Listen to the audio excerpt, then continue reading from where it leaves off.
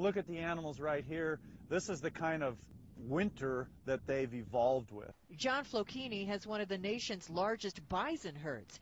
It's a business his family has been in since the 60s. They'll produce calves well up into their 20s.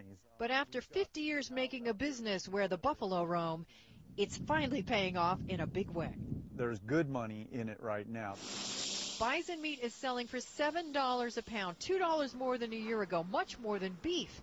Yet this niche market cannot provide enough supply to meet its meat demand. We could easily be marketing 30% more than what's being marketed. Bison meat is leaner than beef with no hormones. While live animals are more expensive to buy than cattle, they're cheaper to feed. Very little grain is used.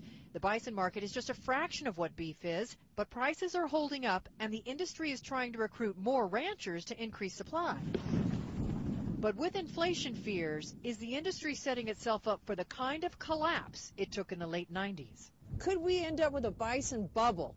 I don't think so. This time around, we have a foundation for the meat in the marketplace, consumer demand, that was not there in the late 90s. I think we're sort of on the toppy side right now, but it's a very high place to be. It's a very profitable place to be, and I don't know that it needs to go much higher than where it is right now.